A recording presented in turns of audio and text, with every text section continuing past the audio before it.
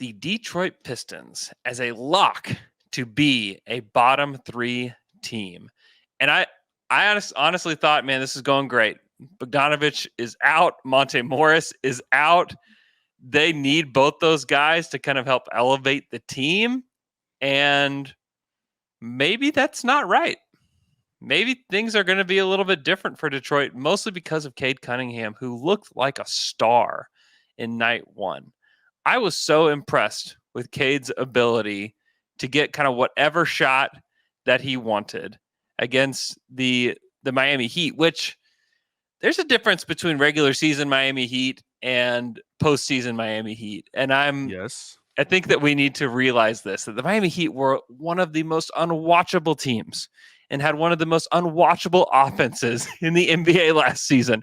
They were miserable. In fact, they were in the play-in last year. And so I don't want to act like they did something insane by just staying in this game with Miami. However, 13 of 27, like 27 shots, that's big time for his debut this season for Cade Cunningham. I really like what he brought. I thought Jalen Duren was awesome. 17, 14, 4 assists, 4 blocks. He was phenomenal. I thought that even Asar Thompson brought just a lot of different things to the table that they needed. Killian Hayes being second in shot attempts was not exactly what I was hoping to see from Monty Williams on night one. But they looked pretty good. And Bogdanovich is not going to be out for the whole season. And so that when they get him back, I think he's going to help. They did play Joe Harris in this game. It was curious to me seeing Jaden Ivey only get 17 minutes to Killian Hayes' 31. That's a little perplexing to me. But it's really all about Cade Cunningham. We've seen with a team like the Thunder, who weren't a bottom three team most of their time when they were tanking. They weren't one of like the absolute worst teams in the league because they had a guy in Shai Gilgeous-Alexander. Is Cade Cunningham that level of player? Now, if we're looking for concerns, he didn't get to the free throw line one time. Didn't shoot one free throw in this game. That was a little unusual.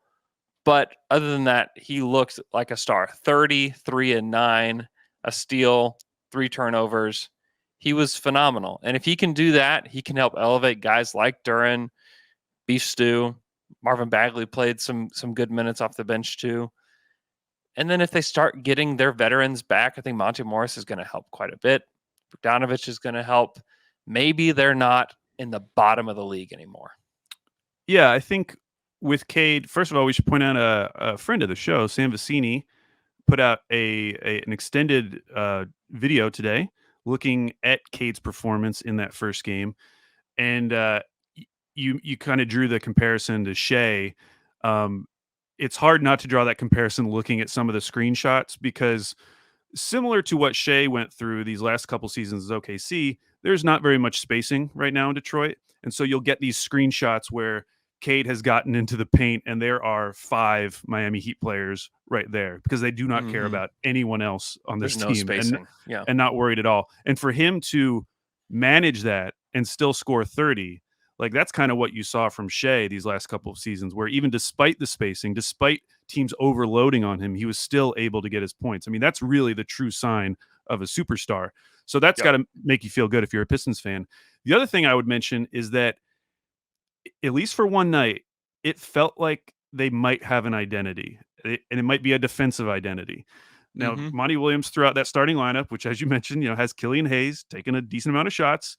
Feels a little weird. Okay, I don't know if I love it, but for a team, and this is true with like all bad teams, when you're bad, you're usually in the bottom 10 for both offense and defense. And the question as you make that turn is like, which side are you going to be better at first? Which side is going to help you jump up in the standings?